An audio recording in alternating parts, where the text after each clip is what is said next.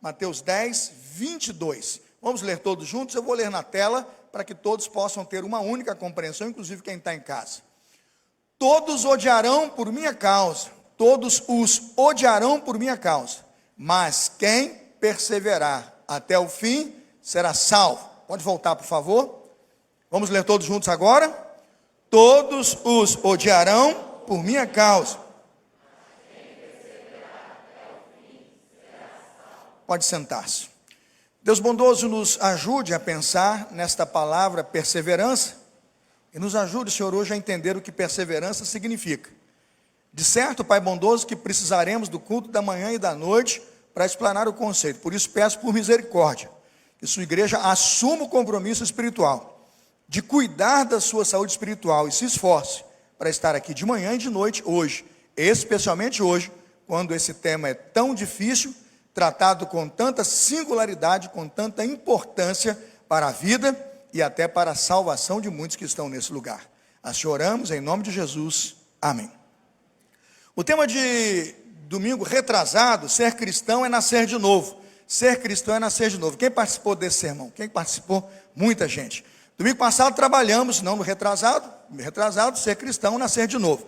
Domingo passado, ser cristão é, dar um dislike no pecado, né? Ser cristão é não curtir o pecado. Quem participou desses sermões? Pelo menos um, foram dois. E obviamente com dois objetivos. E hoje, terceiro tema, ser cristão é ser perseverante. Eu não vou perguntar quem está participando, que eu vou ficar até com medo de que você está aqui, mas não está prestando atenção no sermão. Eu prefiro não ficar sabendo disso, né? O tema de hoje é, ser cristão é ser perseverante. Se você tem o boletim desse domingo, você pode colocar o boletim aberto aí na sua Bíblia, e você já vai poder acompanhar o sermão, porque ele está de forma assim, singular, publicado aí. Tanto a parte da manhã quanto a parte da noite já estão de alguma forma publicados aí, é feito um resumo, né? Cada página de um sermão está sendo transformada em um parágrafo, às vezes uma página vira uma sentença, mas está aí, publicado, para você tentar entender e depois do sermão ainda poder voltar durante a semana para o seu pequeno grupo lá em casa. Você pode voltar para o seu culto doméstico ou para o pequeno grupo de segunda a sábado, quando vamos ter encontros de pequeno grupo essa semana, e lá no pequeno grupo você pode fazer a dinâmica que está atrás, na parte da capa do boletim, tem uma dinâmica onde você é levado, na última página, a responder perguntas, a responder questões que estão no texto e que farão com que essa resposta a essas perguntas coloquem você num nível de conhecimento, num nível de compreensão, que comece a resolver questões simples da sua fé, que você às vezes por não perguntar e por não desejar saber a resposta, não tomou decisões importantes que poderiam ter mudado sua condição de cristão, sua vida piedosa, seu compromisso com a igreja, sua participação, por exemplo, financeira na vida da igreja, e tantas outras questões que você acha que tem a resposta, mas porque não estudou, não se interessou e não olhou para a Escritura Sagrada com essas questões, não encontrou essas respostas. A principal afirmação, coloquei no primeiro parágrafo aí, que quero responder na nossa reflexão de hoje é: se você não perseverar até o fim, é porque você não é um cristão. Eu já poderia terminar o sermão aqui e dizer, isso é tudo que eu preciso dizer, porque essa é a verdade, onde eu vou chegar lá no último minuto, quando eu pregar meus 30 minutos hoje à noite, é isso que eu vou afirmar aqui, mas eu quero mostrar para você porque eu começo aqui para terminar aqui, e porque isso é importante saber, essa é a afirmativa: se você não perseverar até o fim, é porque você não é um cristão.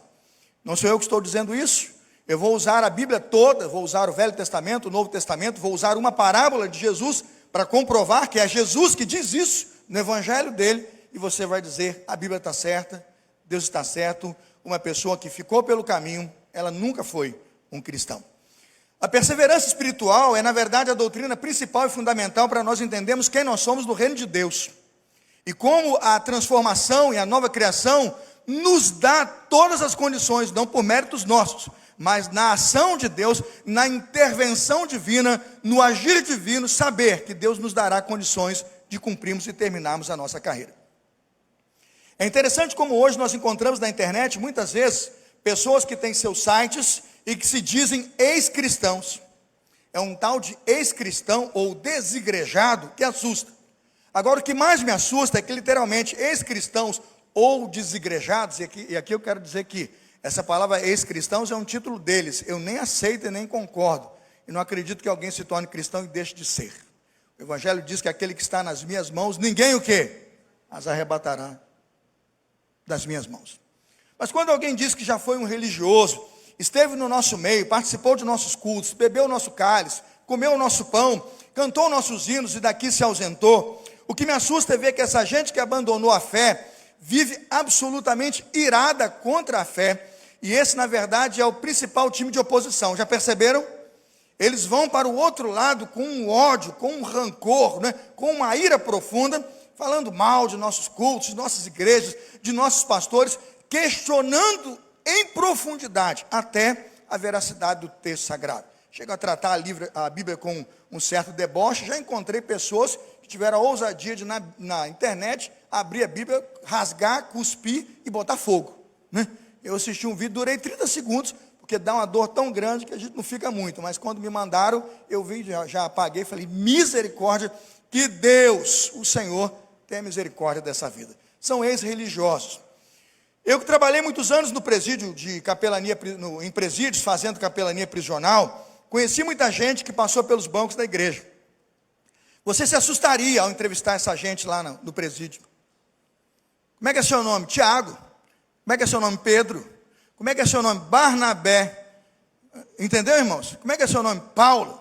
E por que você deu esse nome? É homenagem ao apóstolo Paulo. Como é que é seu nome? Mateus, Marcos, Lucas, João. E por aí vai. E você pergunta, como é que é a sua história de vida? A minha mãe, aí vem, eu não quero aqui nenhum preconceito, tá, irmãos? Por favor. Batista, presbiteriano, metodista. Mas veja, minha mãe é da igreja tal lá, tal denominação pentecostal. Sempre orou por mim e me levou para a igreja. Fui obrigado. João Marcos, tem até aqueles que foram da nossa organização. Quando eu acabei de falar, dizendo então que era um ex-cristão, matou 22 pessoas, assaltou 18 bancos, roubou mais de 50 carros, ele bota a mão no peito e fala, prometo ser fiel a Jesus Cristo, e começa debochando. Eu encontrei João Marcos preso assim. Encontrei preso assim. Você começa a orar pelo indivíduo, começa a orar. Isso não foi uma vez, não. Você começa a orar pelo indivíduo, ele cai possesso. E começa a rodar no chão. Aí você tem que segurar, pôr a mão para não se machucar, acalmar, pedir aquele espírito imundo que está ali naquele tabernáculo do mal e afastar. Mas aquele indivíduo tem uma mãe que era da igreja, que o levou para os caminhos do Senhor, e dali, se desviou. Que Deus tenha misericórdia de tantos que passaram pelas igrejas, se enveredaram pelo mundo do crime e hoje cumprem pena capital, porque serviram um Deus que não o nosso, abandonaram o evangelho, que é o que pregamos, para seguir aquele que tem uma ordem de matar, roubar e destruir. E essa missão cumpriram com tanta perfeição, que alguns deles estão presos em isolamento. Isolamento. Você só consegue conversar com eles num quadradinho, porque é gente que está absolutamente tratada com o maior rigor possível. Os irmãos sabem que eu fui capelão de Bangu 1, né? Onde estão os presos de segurança máxima. Eu lidei durante 2 anos ali com a pior, questão de bandidos do Rio de Janeiro, e trabalhei com todos eles, olho no olho, conhecendo profundamente as suas histórias. Por outro lado, existem uma geração de pessoas que, diferente daqueles que saíram da igreja e se tornaram opositores ferozes, ou foram de igrejas como a nossa, batistas, presbiterianos, luteranos, metodistas, conservadores estão presos, muitos estão na cadeia. Eu quero pensar naquele tipo de gente também que de alguma forma se afastou de forma silenciosa.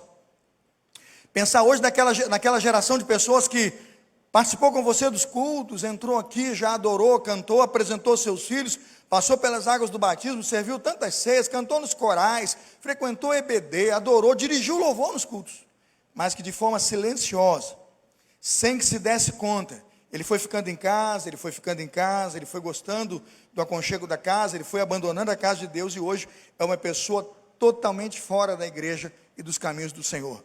Tornou-se um leitor de livros, tornou-se um conhecedor de grandes culturas filosóficas, mas está absolutamente distante da casa de Deus e dos caminhos do Senhor.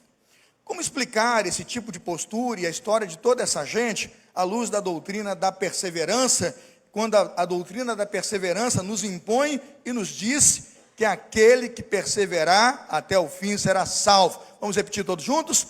Aquele que perseverar até o fim será salvo.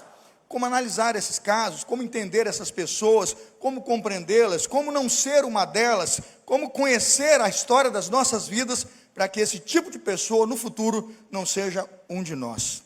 Primeiro, irmãos, temos que pensar o que pode fazer com que uma pessoa mude de foco ou direção. O que pode fazer com que uma pessoa que tem um caminho tão bonito, tão precioso, tão poderoso, como é o caminho da salvação, e o caminho em direção à cruz de Cristo, dá meia volta, dá um passo atrás, e tal qual a mulher de Ló, que olha para trás e volta ao seu passado, fica, eu diria ali, constituído de uma estátua de sal inerte, e absolutamente fora do Evangelho. Primeiro eu coloquei na pastoral de hoje, que eu considero 3 motivos que podem cooperar para isso. São motivos comuns e seculares. Os bíblicos eu vou colocar daqui a pouco. Muitas vezes eles podem ter saído da igreja porque padrões de comportamento muito elevados, eles considerou impraticáveis e saiu. A igreja tem um modelo muito alto, não é? E por colocarmos essa régua tão alta, e nós temos um padrão de moral, e eu diria civismo alto, nós temos um padrão de moral e postura elevado, e temos, né? Quando você lê os 10 mandamentos, você vê o tamanho daquele princípio, ali é moral, ali é uma lei moral. A pergunta é, eles são elevados, mas veja bem, eles não são para nós? Quando alguém olha tudo aquilo e percebe esse tipo de conduta, esse tipo de comportamento tão elevado, e se percebe tão limitado, que ele diz, como isso é, ele diz, impraticável, ele prefere sair e viver então do outro lado. Alguns podem ter saído porque apresentaram o conhecimento e a interpretação de doutrinas que ele considerou serem improváveis. Tem gente que, passando por uma igreja cristã como a nossa, quando você explica a Trindade, ele tem dificuldade de entender a Trindade. E alguns, eu me assustei, né, quando alguns irmãos aqui da igreja me disseram que tem gente entre nós que não crê na Trindade. E eu pensei que era brincadeira. Fui conversar aí com um dos professores aí da instituição teológica onde eles mencionaram, e no final da conclusão eu descobri que o camarada realmente não compreende a Trindade como a Bíblia ensina, como a Bíblia impõe. Aí você diz, misericórdia. A chance de um indivíduo desse sair da igreja hoje, ele está no 99,9% para sair, porque se ele não entender a presença de um Deus santo no céu, não entender a presença de um Deus por nós, na pessoa de Cristo, lutando e pelejando por nós e conquistando para nós salvação, que só Ele pode dar, e a pessoa do Espírito em nós, que é um selo para a salvação, essas 3 ações do próprio Deus em Pai, Filho e Espírito Santo, como é que ele vai explicar Jesus na cruz e a salvação perfeita a um Deus que é santo e o preço sendo pago pelo próprio Deus? Nunca. Ele nunca vai explicar esse único plano perfeito e o plano único, justo, correto, perfeito, se ele não entender a pessoa e a existência de Deus em Pai, em Filho e em Espírito Santo. Talvez uma doutrina que esse indivíduo considerou ser improvável, o fez vazar da igreja, porque aquilo que ele não pode explicar, aquilo que ele não pode aceitar, então ele não pode seguir, ele foi embora, mas poderia ter avançado um pouco mais nas suas compreensões. Outros saíram da igreja e deixaram a igreja porque, quem sabe, acharam difícil demais a caminhada cristã. Não aguentaram aqueles sermões do tipo, no mundo tereis aflições, no mundo tereis aflições. Ele fala, para que eu estou na igreja? Vazei, né? Para sofrer, eu vou sofrer lá fora, né? Tem o pare de sofrer e tem o pague para sofrer. O indivíduo ouviu o tal do pague para sofrer e correu. Ele não entendeu o que o apóstolo Paulo quis dizer quando disse, nós temos o privilégio de padecer por Cristo. Ele pouco entendeu do evangelho e da palavra de Deus. Ouvir a mensagem do tipo, se alguém quiser vir após mim, negue-se a si mesmo, tome cada dia o quê? A sua cruz e siga. Ouviu um negócio desse, entrou como comichão nos ouvidos e vou procurar outro caminho. Pode explicar, pode ajudar, e talvez sejam 3 motivos, eu citaria outros, comumente conhecidos em pesquisas e estudos de denominações que estão diminuindo, denominações que estão encolhendo, de uma Europa onde as igrejas estão fechando, e que eles perguntam por que houve o abandono, por que houve o fechamento da igreja. Os 3 motivos que estão no topo da pesquisa são esses aqui. Abra comigo Mateus 24, Mateus 24, versículos 12 e 13, e vamos à segunda parte da mensagem de hoje. Quando lemos em Mateus 24, 12 e 13, o final dos tempos, e temos a crença de que este texto de Mateus 24 é um evangelho que nos prepara para os dias finais e para a volta de Jesus, eu não tenho dúvida disso. Eu não estou tirando o texto do seu contexto histórico, eu não estou abusando do texto ali no contexto, porque eu sei muito bem o que é o texto na historicidade dele, mas sei a ação profética que ele tem, de preparar a sua igreja para os tempos do fim, para os tempos da volta do Senhor Jesus, quando Cristo então vier buscar a sua igreja, o que Cristo anuncia, o próprio Cristo diz a respeito da sua volta. Mateus 24, versos 12 e 13, diz assim, vamos ler juntos? O pecado aumentará e o amor de muitos, mais uma vez, volta ao versículo anterior, todos juntos? O pecado aumentará e o amor, a tradução antiga, e por se multiplicar a iniquidade de muitos, é mais difícil a tradução antiga, né? O amor de muitos esfriará, mas ela é sólida. Agora veja o versículo 12, ou 13, vamos juntos? Mas quem se mantiver firme até o fim. Desse momento em diante, começamos a entender que o Senhor Jesus está dizendo que nos tempos finais, e aí vem uma prova clara de que a perseverança é um dos frutos para aquele que vai ser encontrado em santidade e perfeição, quando ele voltar para buscar a sua igreja. O que eu estou dizendo é que a perseverança é um dos sinais claros e evidentes da ação do Espírito Santo na vida de um crente, que o prepara como um dos selos. O selo é o Espírito Santo, mas é uma das evidências de que esse selo está nele, de que ele está ali, firme e forte até o fim, porque o Espírito Santo capacitou a guardar a sua fé, a preservar a sua fé e a viver esses dias no Senhor. É como aquela carta que João escreve a Esmirna, falando, vocês vão passar por uma grande tribulação, Apocalipse capítulo 2, versículo 10, né? Vocês terão dias de terríveis provações, a carta Esmirna, vocês vão passar por uns 10 dias aí, onde vocês serão muito afrontados, muito assolados, e muitos de vocês poderão enfrentar até a morte. A carta de Esmirna, Apocalipse 2:10, mas ele vai dar uma palavra à igreja de muita perseverança, e que mostra o fruto evidente de que o Evangelho, de que o selo do Espírito Santo, que a palavra de Deus está nela. Ele diz, Apocalipse 2:10, vamos juntos? Ser fiel até a morte, e dar-te-ei o quê? Vamos mais uma vez, ser fiel até a morte, e dar-te-ei a coroa da vida. Quando olha esta verdade da carta de Deus, através de João, a igreja de Esmirna, eu pergunto, quantos de nós estaremos firmes quando Jesus voltar? O que esta geração que esteve na igreja, passou pela igreja, alguns ainda têm o seu nome em hall de membros como o nosso, mas já tem anos, e muitos anos, que já estão fora do Evangelho e vivendo por aí de forma dissoluta. O que essa gente tem a dizer? Ela não tem nada a dizer, e ela tem tudo a dizer. Ela está dizendo que nunca foi salva, nunca foi selada pelo Espírito Santo de Deus, e nunca foi tratada verdadeiramente pela palavra de Deus, para nascer de novo e para se tornar uma nova criatura. O que na verdade leio no ensino de Jesus, no Evangelho de Mateus capítulo 24, verso 12, me diz assim, que no final dos tempos, e o final dos tempos revelará a perseverança dos crentes, mas os verdadeiros discípulos de Cristo nunca permitirão que situações adversas afetem o seu amor por Ele. É o que eu mais acredito, irmãos, é que não haverá luta ou provação, dor ou perseguição, que podem afastar um crente do caminho do Senhor. O que eu acredito é que desde os tempos do Antigo Testamento, que aqueles que são convencidos pelo amor de Deus, e são agarrados ao amor de Deus, e estão ali atrelados e entrelaçados, debaixo do amor e da graça de Deus, eles nunca abriram mão de Deus e da verdade de Deus. Nem a mãe de Moisés, quando teve que criar um plano para libertá-lo, nem o próprio Moisés, quando tem que buscar o povo e trazê-lo, mesmo quando foi ameaçado de morte, nem Sadraque, Mesaque e Abednego, quando foram empurrados àquela fornalha e tiveram que experimentar a morte, preste atenção, que eles não foram jogados para a vida. Eles chegam a dizer, e se Deus não nos livrar, eles dizem, Ele é Deus. Eles entram naquele fogo para morrer, cumprindo a palavra da carta de Esmirna, ser fiel o quê? Até a morte. Ou como Daniel, que afrontado aqueles leões, que imagina o rei declarou um jejum religioso, né? Para aqueles leões que jejuaram tantos dias para ter um manjar, tiveram que, na verdade, se unir a Daniel em espírito de oração, porque o jejum foi maior do que os leões esperavam, né? Porque Daniel, na verdade, contribuiu para a vida espiritual dos leões, que jejuaram mais alguns dias, até que então tiveram que ser alimentados por outra coisa que não Daniel.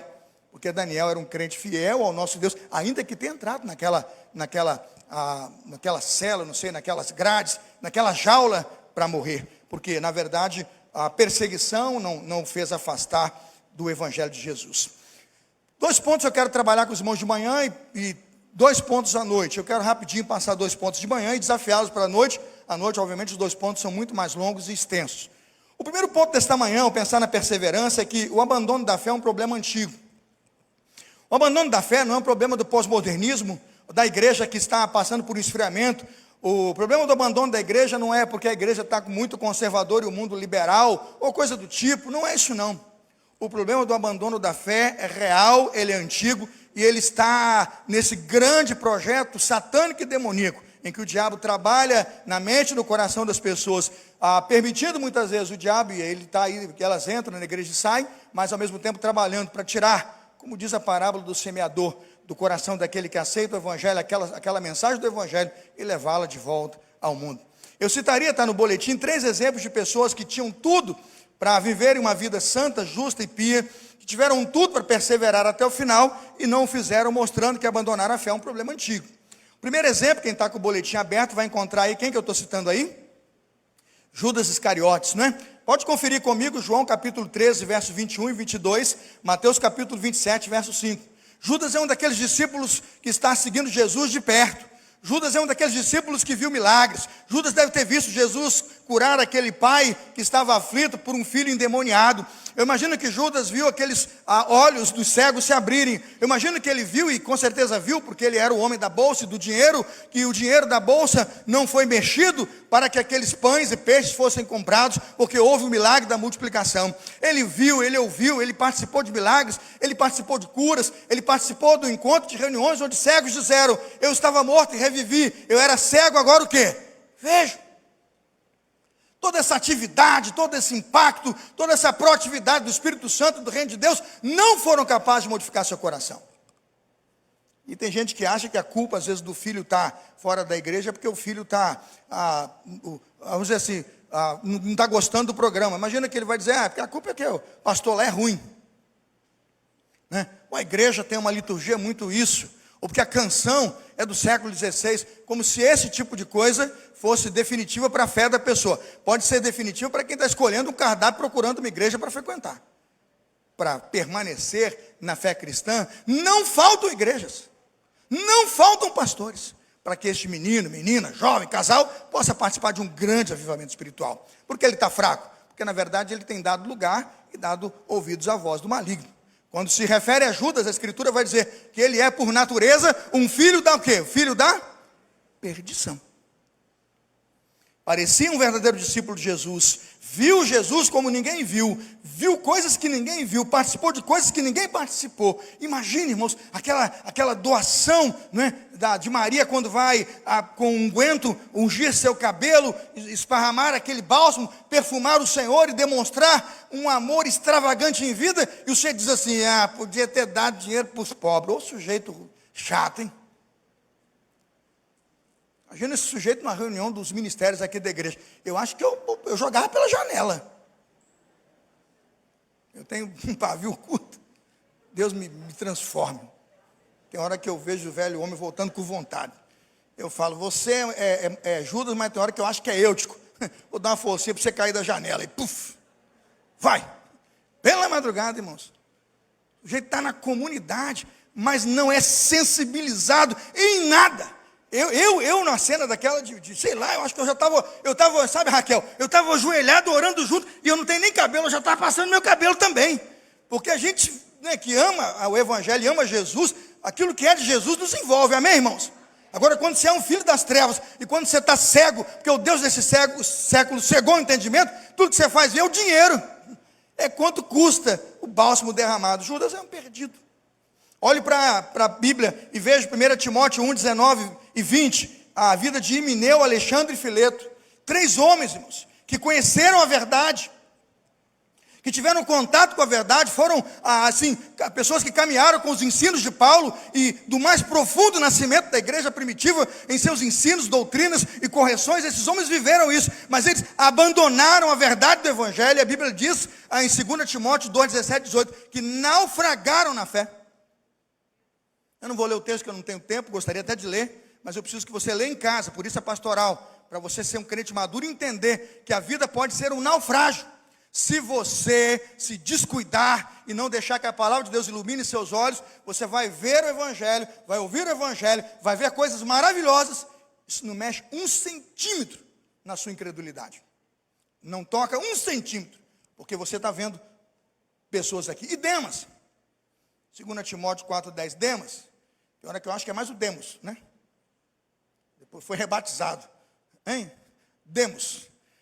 Quando Paulo precisou da companhia de um amigo fiel, a quem instruiu, amou, cuidou, Paulo vai dizer que Demas marcou a vida dele, e o evangelho em que ele pregou e viveu, dizendo, Demas me abandonou, 2 Timóteo capítulo 4, me abandonou, amando o que, irmãos? Amando o presente mundo.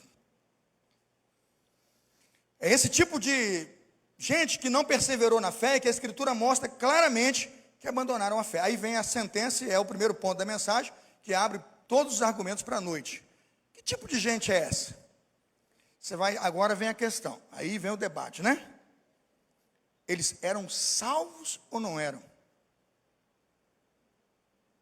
Eles eram cristãos ou não eram? Eles foram regenerados ou não? Imagine se alguém regenerado pode voltar para o ventre do Espírito e nascer de novo, ou então deixar de nascer. Ele nasceu. Que tipo de ensino pode defender a ideia de que então esse indivíduo tornou-se um regenerado, uma nova criação, e depois destornou, se desfez? É como se Deus então tivesse realizado uma obra incapaz ou inconsequente. Irmãos, tal obra não existe. 1 João 2,19, está no boletim, confira, e esse texto é crucial, ele não é o único, mas eu tive que resumir aí no boletim. À noite eu vou destrinchar essa doutrina, à noite eu tenho mais tempo. 1 João 2,19, eles saíram do nosso meio, mas na realidade não eram o quê? Não eram dos nossos, pois se fossem dos nossos, o que teria acontecido com eles? Se fossem dos nossos, teriam permanecido conosco. O fato de terem saído mostra, evidencia, esclarece, é evidência de que nenhum deles era o que, irmãos? Você não pode negar a Escritura. Então você, por favor, não negue a Escritura. O que ele está dizendo é que ele vem como um cão e volta como um cão. Ele vem como um porco, é isso que Pedro disse, como uma porca. Depois volta para o vômito, né? Para o lamaçal. O cachorro para o vômito e a porca para o lamaçal de onde veio. Ele vem e volta, bate e volta, do mesmo jeito que entrou. Diga assim, Deus tenha misericórdia. É esse sentimento. E é sobre esse risco e esse perigo de não entender o que afeta e precisa mudar é o intelecto, para que haja mudança no intelecto, na mente, no coração, isso transforma a alma, que você precisa conhecer a doutrina, pela qual então você sabe, que você participa, é uma nova criatura, experimentou o novo nascimento. Eu vou para o segundo ponto e vou terminar para a gente começar a sessão, ainda que eu esteja atrasado, mas eu peço perdão, porque para dar 2 pontos, sem dar uma direção, fica difícil.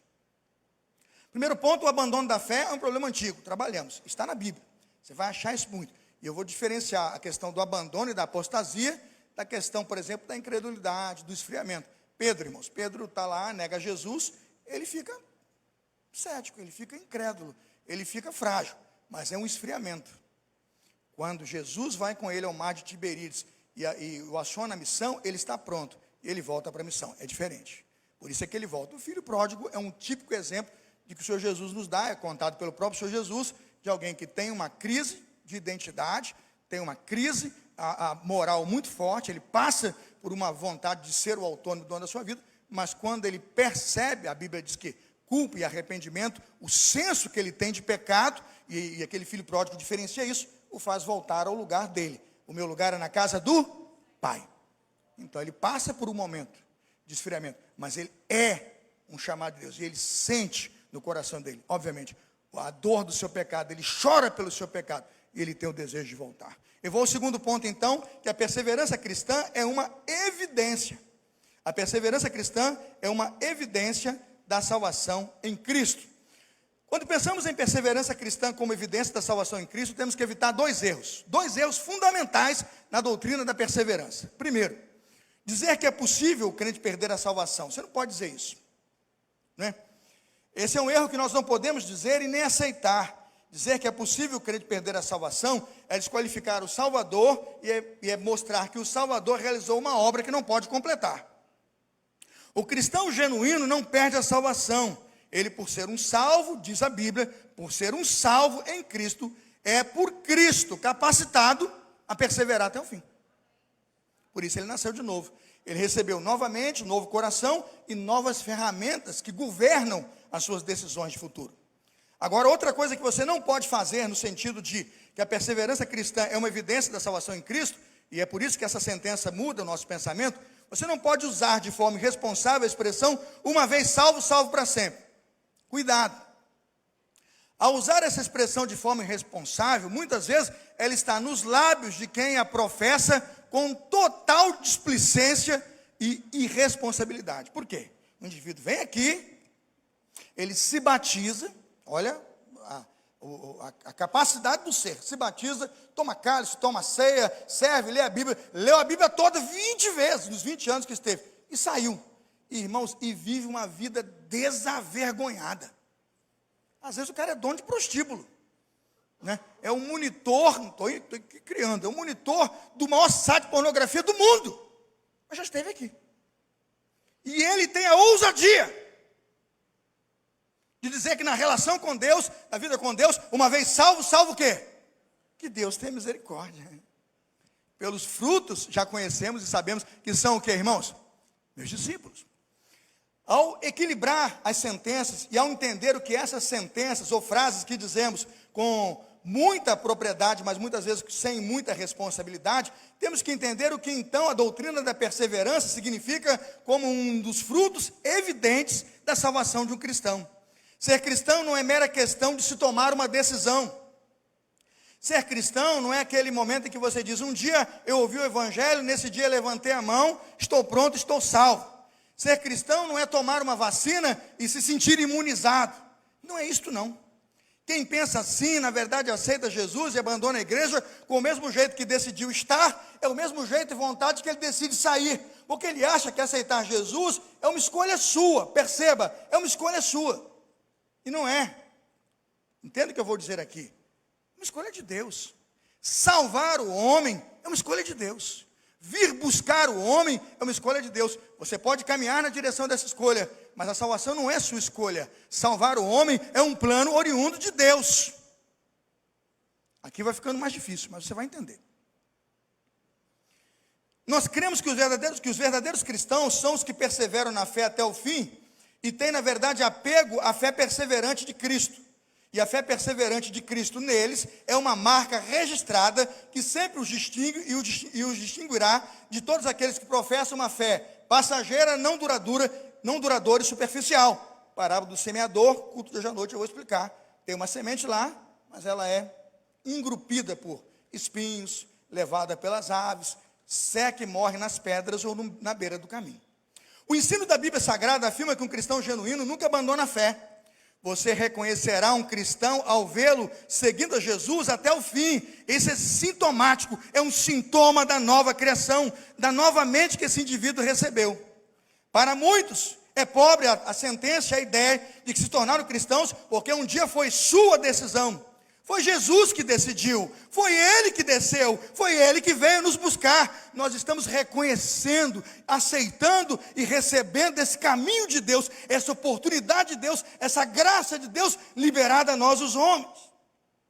Eu vou dizer uma frase aqui que vai ter que ser interpretada, eu vou até pedir depois para publicar na internet, eu me coloco à disposição, para podcast, debate, aonde você quiser, mas essa é a minha convicção. O livre-arbítrio nunca será a base mais sólida para uma escolha ou decisão responsável. Somente o conhecimento pode ser a base mais sólida e confiável para a responsabilidade, ou seja, para uma escolha responsável. Vou repetir. E tenta botar o Tico para conversar com o Teco para entender.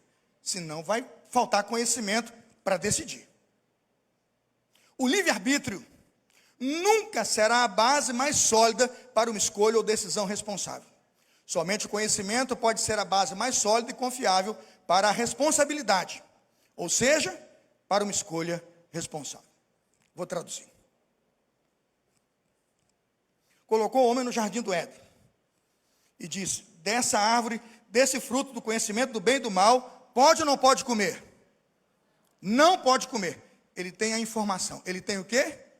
Conhecimento. Aí você me diz assim: é o livre-arbítrio que vai salvá-lo ou condená-lo? É o conhecimento.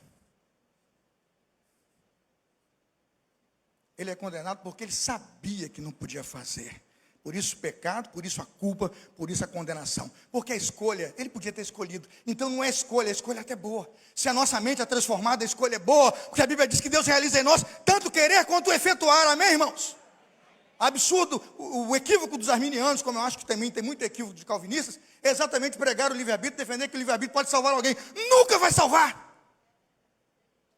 A Bíblia diz que os meus pensamentos não são o quê? Os seus pensamentos. Os meus caminhos não são o quê? Então você pode escolher o quanto você quiser, o tanto que você quiser, porque o pecado que está em você vai arruinar as suas escolhas. Você não tem boas opções na sua frente, meu filho. A sua mente está caída pelo pecado, ela está contaminada pelo pecado. O livre-arbítrio não salva você. É o conhecimento. Conhecereis a verdade vos é conhecimento. E conhecereis o Filho, porque se vocês conhecerem o Filho vos libertará. Se verdadeiramente o Filho vos libertar, verdadeiramente sereis o quê? Livres. O que ele está dizendo? João 8. Nós somos descendência de Abraão.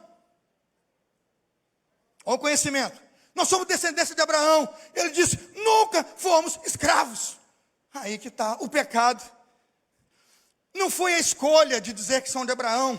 Não foi o discurso de dizer que são de Abraão. É que a confissão de fé está errada. Porque todos pecaram e destituídos estão da glória de Deus. Quem está pregando no ouvido daquela gente, dizendo que ele é salvo, é o diabo, que é pai da mentira e mente desde o princípio. Este evangelho pregado aí fora, com liberdade, não salva, porque a liberdade de um perdido é um leque de opções miseráveis, não vai salvá-lo. Essas igrejas de oba-oba, em que o pastor bota lá autoestima, como um referencial de salvação, vai afundar essa geração. A galera pula, desce, gira, estribucha, porque ele acha que aquela alegria é salvação. Acaba o culto, o indivíduo não tem o pudor de chorar pelo seu pecado.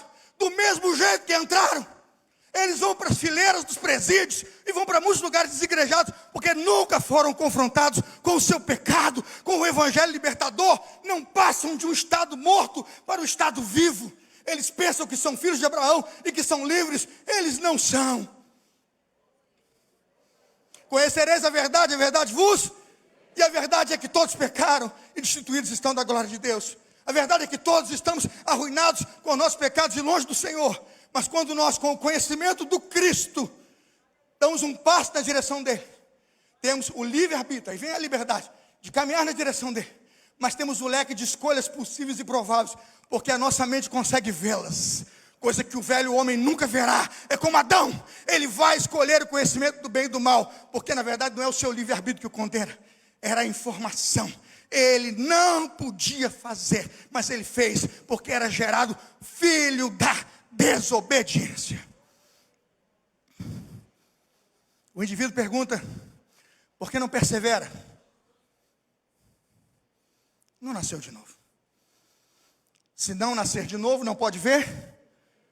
É isso, irmão. Então você vai pregar seu livre-arbítrio e vai dizer que você tem o direito de escolher, e vai dizer que tem muitas verdades. Essa mentira, o diabo está contando às gerações. Porque há um só Deus, irmãos. Há um só Deus. Irmãos, há um só Deus, uma só fé e um só batismo. Há um só Senhor e um só Salvador, em quem devamos ser o quê? Salvos. Quando um crente se entrega a Jesus, ele não é mais o velho Adão, mas ele é um novo Adão em Cristo. Ele é um novo homem em Cristo. Ele conhece a verdade, ele conhece o Filho, ele conhece o caminho, ele nasce e se torna uma nova criatura. Ele não é aquele que assume a ideia de liberdade em nosso pai Abraão, ele é aquele que tem o conhecimento da liberdade em Cristo. Por quê? Porque éramos escravos do pecado, Jesus veio nos libertar. Estávamos mortos, Jesus veio nos dar vida. Estávamos perdidos, Jesus veio nos buscar. É o discurso dele a Zaqueu: eu vim buscar e salvar o que se havia perdido. Não foi você, foi Jesus. Estávamos espiritualmente doentes, Jesus Cristo veio nos curar. Irmãos, é o conhecimento da verdade que nos vai libertar. E ela nos dá condições de, no livre-arbítrio, não sermos escravos. Obrigado. De, no livre-arbítrio, nós não sermos escravos e não sermos escravizados. Porque até quem pensa que tem livre-arbítrio no pecado, eu digo, é o João 8, é escravo do pecado. Mas a liberdade é poder decidir, no leque de Deus e na dimensão do Espírito, a perseverança dos salmos. Ao lermos as verdades bíblicas, conseguimos perceber por que o verdadeiro cristão permanece fiel até o fim. Um salvo por Jesus é salvo de uma vida de desobediência e rebelião. Um salvo não tornará a rebelião exatamente porque não é mais um filho da desobediência. Ele é um filho de Deus, chamado para viver em Deus, para existir em Deus, para obediência e submissão. Ele é alguém que recebeu as primícias do seu Santo Espírito. Se uma pessoa não perseverar, e se uma pessoa persevera em desobedecer, nunca foi salvo. Nunca foi um cristão. Culto da noite, eu quero conversar com você, e preciso conversar porque é muito mais alto o que precisamos conversar. Por que as pessoas abandonam a fé? Aquelas desculpas que a pesquisa aponta, e que eu li no boletim no início do culto, não chegam nem perto do que eu tenho para te dizer hoje à noite. As pessoas abandonam a fé por uma questão de alto nível espiritual e de uma ação no mundo espiritual que as faz derrubar. E você precisa conhecer. Eu quero apresentar os tipos de pessoas que abandonam a fé, as razões pelas quais ela abandona a fé. Quero terminar o sermão da noite dizendo, mas como eu, um crente, sei que eu vou perseverar até o final. Quer saber a resposta? Culto da noite, 19 horas. Você vai encontrar o único motivo pelo qual você sabe que vai perseverar. E não está em você. E esse motivo não é você. Ele está dentro de você. Ele atua em você. E você vai entender o que ele faz, como ele age, para que você seja encontrado puro, santo, justo e reto diante do Senhor do juízo final.